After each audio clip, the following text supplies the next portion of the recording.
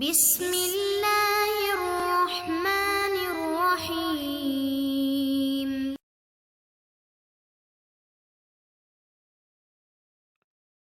اعوذ باللہ من الشیطان الرجیم، بسم اللہ الرحمن الرحیم وبہ نستعین۔ ہماری گفتگو لمعہ پنجم کتاب خلع و مبارات کے بارے میں۔ اب مبارات یا مبارعتن بروزن مفاعلتن، خیر وہ آخری درس میں اس پر میں گفتگو کروں گا۔ آج کے درس کا عنوان ہے احکام خلع۔ تو خلع کے احکام آپ پڑھ چکے، اور آج کے درس میں بھی کوئی خلع کے ہم احکام پڑھیں گے۔ وہ یہ تھا کہ اگر شوہر بیوی کو مجبور کرے کہ مجھے کچھ پیسے دو تو میں تمہیں طلاق دے دوں گا، تو کیا یہ شوہر کا مجبور کرنا ٹھیک ہے یا نہیں؟ اس کے لیے تو کل آپ پڑھے کہ یہ حرام ہے۔ اچھا، اس کے بعد پھر یہ ہے کہ شوہر بیوی کے بعض حقوق نہ دے، بعض حقوق سے گویا کہ ممانعت کرے تاکہ وہ مجبور ہو کے طلاق خلع لے، تو کیا یہ ایسے شوہر کو جو ہے کیا ہے اس کو منع من الحقوق کرنا ٹھیک ہے یا ٹھیک نہیں ہے؟ ایک صورت میں تو ٹھیک ہے کہ جب وہ فاحشہ کو انجام دے۔ فاحشہ سے مراد کیا تھی؟ بعض نے کہا کہ زنا، بعض نے کہا کہ مطلق برائی، چاہے اس پر حد لگے چاہے حد نہ لگے، تو اس صورت میں کہا کہ اس کے حقوق کو منع کر سکتا ہے، اور جب حقوق کو منع کر سکتا ہے تو پھر نتیجے میں جو ہے کیا ہے اس سے فدیہ بھی لے سکتا ہے۔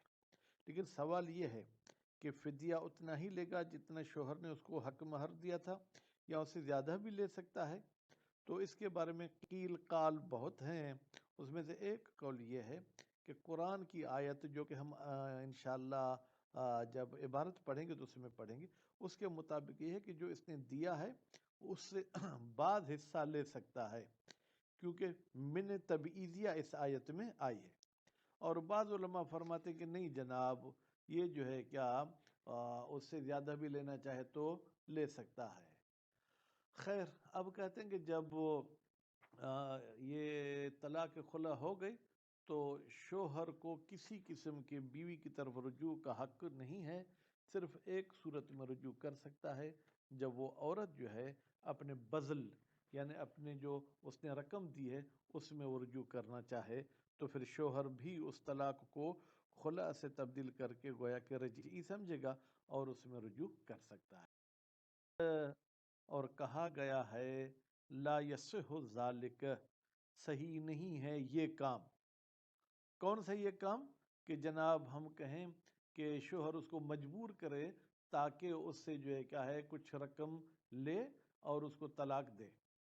ولا یستبیح المبذول، اور جو شوہر کو دیا گیا ہے مال وہ مباح نہیں ہوگا مال عزل، جب شوہر نے اس کو حقوق سے منع کر رکھا تھا۔ لأنہ، اس لیے کہ یہ منع کرنا حقوق سے، لأنہ کی ضمیر عزل کی طرف پلٹائیں، فی معنی الاکراہ، یہ اکراہ کی معنی میں ہے جس کے لیے ہم نے کہا کہ حرام ہے۔ وَلِقَوْلِهِ تَعَالَىٰ، اور دوسرا دلیل کہ یہ مبذول مباح نہیں ہوگا شوہر کے لیے، اللہ تعالیٰ کی یہ آیت ہے فَإِنْ طِبْنَ لَكُمْ عَنْ شَيْءٍ مِّنْهُ نَفْسًا، اگر عورتیں راضی ہوں کہ تمہیں کچھ دے دیں، فَكُلُوهُ هَنِيئًا مَرِيئًا، تو پھر تم ان کو کھا سکتے ہو، تمہارے لیے اس کو کھانے کی اجازت ہے۔ تو یہ تو جناب سورہ نساء میں اللہ تعالیٰ نے فرمایا وَالْمَشْرُوطُ عَدَمٌ، کہتے ہیں یہاں پر مشروط جو ہے کیا وہ عدم ہے۔ مشروط کیا ہے جناب؟ مشروط یہ ہے کہ تم اسے کھاؤ اور یہ تمہارے لیے ٹھیک ہے۔ کیوں یہ مشروط معدوم ہے؟ اند عدم شرط ہی، اس لیے کہ اس مشروط کی شرط یعنی رضایت کے ساتھ وہ بذل کرے وہ مفقود ہے، اذا فات شرط فات المشروط۔ وقیل، اور کہا گیا ہے ان الآیت الاولی، بتحقیق پہلی آیت کون سی جس میں کہا گیا تھا ولا تعذلوہن، تم عورتوں کو منع نہیں کرو، منسوختن، یہ آیت کہتے ہیں کہ منسوخ نسخ ہو گئی۔ کس آیت سے؟ بآیت الحد، وہ دوسری آیت جس میں حد کی بات کہی گئی ہے، الزانیۃ والزانی فجلدوہما، ٹھیک ہے، تو اس کے ذریعے یہ نسخ ہو گئی ہے۔ لیکن ولم یثبت، مصنف صاحب فرماتے ہیں کہ جناب یہ نسخ ثابت نہیں ہوا. کیوں؟ اذ لا منافات بینہما، اس لیے کہ ان دونوں میں کوئی منافات نہیں ہے. یعنی کیا؟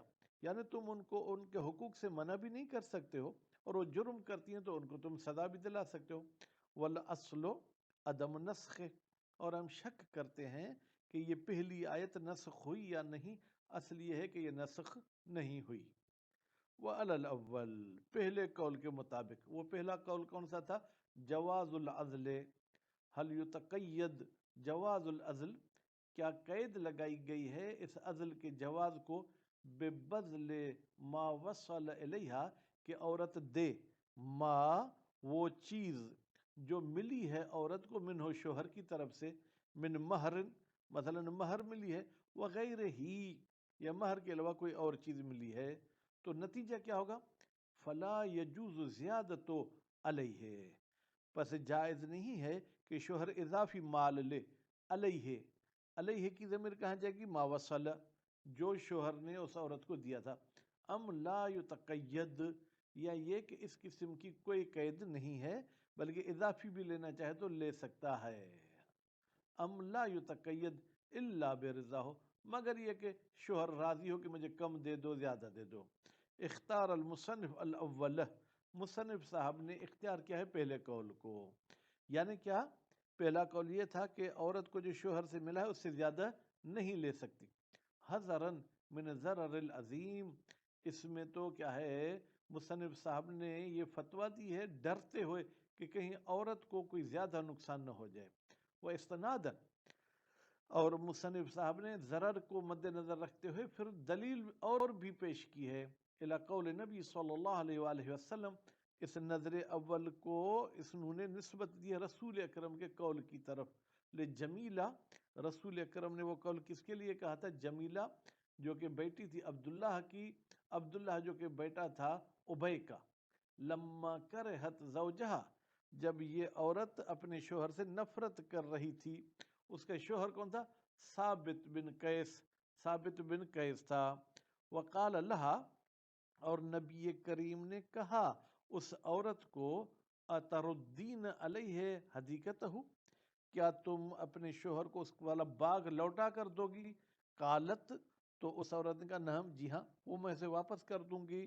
ٹھیک ہے. اور اس کے بعد کہا وہ ازیدہ، میں باغ سے کچھ زیادہ بھی دے دوں گی. ٹھیک ہے. تو پھر جو ہے کیا ہے، لا حدیقت ہو فقط. تو یہاں گویا کہ بیچ میں ہے، نبی نے فرمایا نہیں تم صرف اس کو اس کا باغ دو، اس سے اضافی اور کچھ نہیں دو. تو یہ تو پہلے قول کی دلیل ہو گئی. اب چلتے ہیں جناب دوسرے قول کی طرف.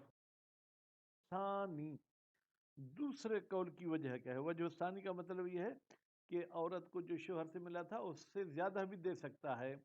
اطلاق الاستثناء، کہتے ہیں کہا گیا تھا کہ اگر وہ راضی ہو کے دیں تو شوہر کھا سکتا ہے. یہ استثناء جو ہے کیا ہے؟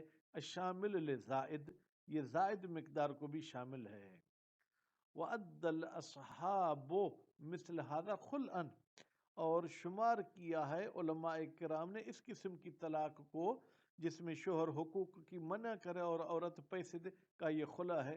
وہ غیر مقید، اور خلع میں کسی قسم کی کوئی قید لگی ہوئی نہیں ہے کہ وہ شوہر والے مال کے مطابق عورت بذل کرے یا اس سے زیادہ بذل کرے. وفیہ نظر، فرماتے یہ جو آپ نے دلیل پیش کی کون سی، کہ بھائی یہ جو جناب شوہر کے راضی ہونے پر زائد بھی دے سکتی ہے، اس میں ہمیں اعتراض ہے. لأن المستثنى منہ، اس لیے کہ وہ چیز جو اس آیت میں مستثنى منہ ہے وہی ہے اذہاب بعض ما اعطاہا. اذہاب بعض، بھائی کم کریں گے کچھ وہ مقدار جو شوہر نے عورت کو دی تھی، کیونکہ میں نے تبعیضیہ آئی تھی. فالمستثنى هو ذلك البعض، تو پھر مستثنى وہی بعض حصہ ہے جو شوہر کی طرف سے ملا تھا، اس کا کچھ حصہ دینا ہے. فیبقى المساوی والزائد، تو باقی رہے گا مساوی، یعنی جتنا شوہر نے دیا تھا اتنا ہی شوہر کو واپس کرے، وزائد، یا اس سے کچھ زائد واپس کرے. علی اصل المنع، علی اصل المنع جار مجرور، اس کا تعلق ہے یبقا کے ساتھ، یعنی ان میں اپنی جگہ پر ممانعت باقی ہے کہ مساوی بھی نہیں دے سکتی، زائد بھی نہیں دے سکتی.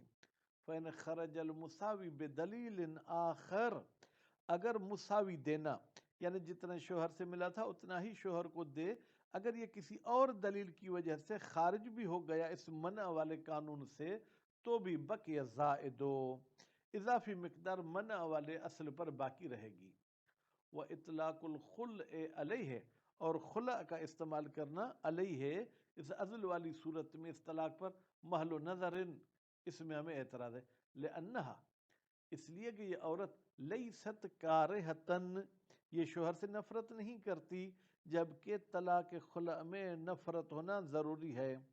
اول کراہت، یا اگر عورت نفرت بھی کرتی ہے شوہر سے تو غیر مختصۃ بہا، عزل والی صورت میں یہ کراہت عورت کے ساتھ مخصوص نہیں ہے ظاہری طور پر، بلکہ کیا ہے ظاہراً جو ہے کیا ہے بیوی شوہر دونوں ایک دوسرے سے جو ہے کیا ہے وہ نفرت کرتے ہیں، تو بظاہر عورت کے ساتھ کراہت مخصوص نہیں ہے۔ وَذِكْرُهَا فی باب الخلع، اور اس طلاق کو باب خلع میں ذکر کرنا لا يدل، یہ دلالت نہیں کرتا علی کونہا منہ، کہ جناب یہ جو طلاق ہے یا یہ جو مسئلہ ہے عزل وغیرہ والا یہ من ہو، یہ بھی خلع میں سے ہے، تو اس حوالے سے ہم کہیں گے کہ یہ خلع نہیں ہوگی۔ وَإِذَا تَمَّ الْخُلْعُ، جب طلاق خلع کمپلیٹ ہو گئی، اب احکام کی طرف چلتے ہیں۔ فَلَا رَجْعَةَ لِلزَّوْجِ، تو شوہر کو رجوع کرنے کا حق نہیں ہے بیوی کی طرف قبل رجوعها فی البذل، جب تک عورت جو ہے کیا ہے وہ بذل میں رجوع نہیں کرتی۔ ہاں اگر بذل میں رجوع کرتی ہے تو پھر شوہر کو بھی رجوع کا حق ہے۔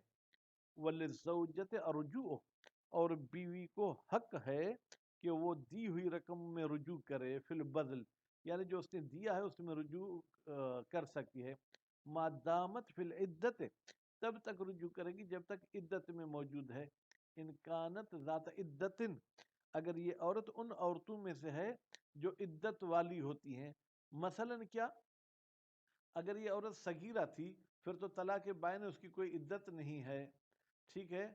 فلو خرج عدتها، یا فلو خرجت عدتها، اگر عورت کی عدت پوری ہو گئی، او لم یکن لها عدت، یا عورت کے لیے کوئی عدت نہیں تھی، کہ غیر المدخول بها، مثلا اس نے اس بیوی کے ساتھ دخول نہیں کیا تھا، وہ صغیرت، یا یہ عورت جو ہے کیا ہے صغیرہ چھوٹی بچی تھی، والیائست، یا اس کے حیض کی عمر ختم ہو گئی تھی، تو فلا رجوع لہا، اس عورت کو رجوع کا حق نہیں ہے، کس میں، اس بذل میں۔ مطلقہ کا مطلب کیا ہے جناب، نہ عدت میں نہ عدت سے باہر۔ فَإِذَا رَجَعَتْ هِيَ، اب جہاں عورت کو رجوع کرنے کی اجازت ہے، عورت نے رجوع کیا، حیث یجوز لها رجوع، جب عورت کے لیے رجوع کرنا جائز تھا، صار طلاق رجعیا، تو یہ طلاق جو ہے طلاق رجعی ہو جائے گی، یترتب علیہ، پھر فٹ ہوں گے جاری ہوں گے اس طلاق پر احکام رجعی، رجعی والے احکام۔ وہ رجعی والے احکام کیا تھے کہ عدت کے دوران اس کا نفقہ شوہر پر واجب ہے تو شوہر اس کا نفقہ دے گا، وہ تحریم الاخت، اور شوہر اس بیوی کی بہن کے ساتھ بھی شادی نہیں کر سکتا، حرام ہے، وہ رابعہ، اگر یہ طلاق والی چوتھی بیوی تھی تو اب وہ چوتھی بیوی اور نہیں لے سکتا ہے، وہ رجعہ ان شاء، اور شوہر کے لیے رجوع کرنا ضروری نہیں ہے لیکن اگر چاہے تو یہ رجوع کر سکتا ہے، ما دامت العدت باقیتن، جب تک عدت جو ہے کیا ہے وہ باقی ہے، وَلَمْ يَمْنَعْ مِنْ رُجُوعِهِ مَانِعٌ، اور دوسری جو ہے کیا ہے یہ قید ہے کہ شوہر رجوع کرے گا اگر اس کے رجوع سے کوئی رکاوٹ نہ ہو۔ بھائی اس کے رجوع سے کون سی رکاوٹ ہو سکتی ہے؟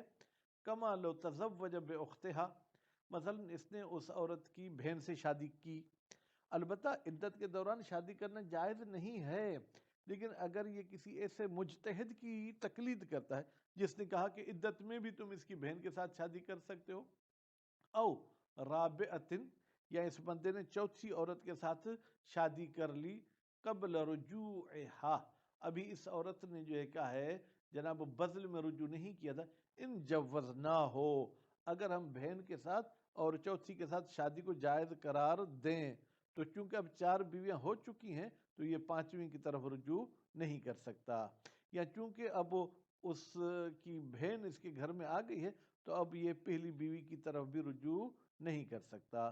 تو یہ تمام باتیں اس وقت ہیں جب عورت بدل میں رجوع کرے. اگر وہ رجوع نہیں کرتی تو پھر شوہر کو رجوع کا کوئی حق نہیں ہے. صلی اللہ علیہ محمد.